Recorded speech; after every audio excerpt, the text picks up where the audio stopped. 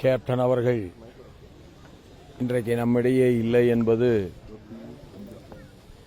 நல்மனம் படைத்த அனைவருடைய உள்ளத்திலும் ஒரு ஆழமான வேதனையை உருவாக்கி இருக்கிறது. ஏழை எளிய மனிதர்களுக்கு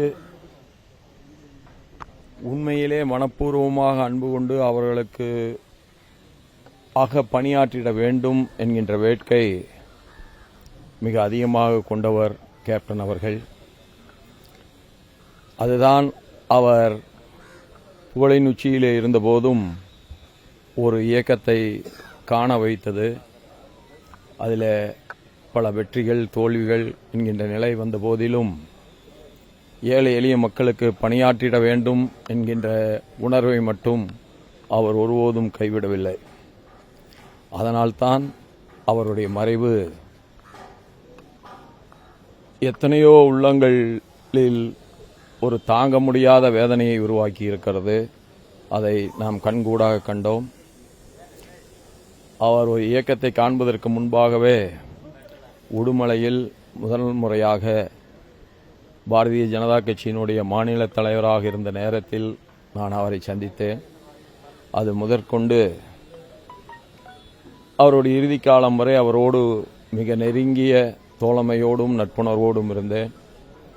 ஒரு நல்ல நண்பரை, ஒரு நல்ல சகோதரனை இழந்த உணர்வுதான் என் உள்ளத்திலே இருக்கிறது.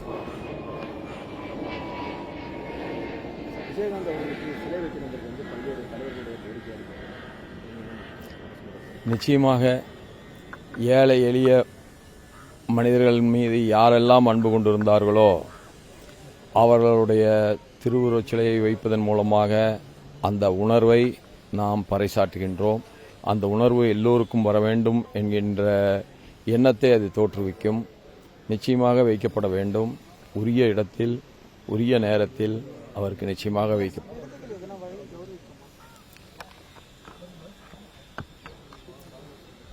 எனக்கு தெரிந்து பாரத பிரதமர் அவர்கள் ஒரு கட்டுரையையே மனிதநேயமிக்க கேப்டன் அவர்களுக்காக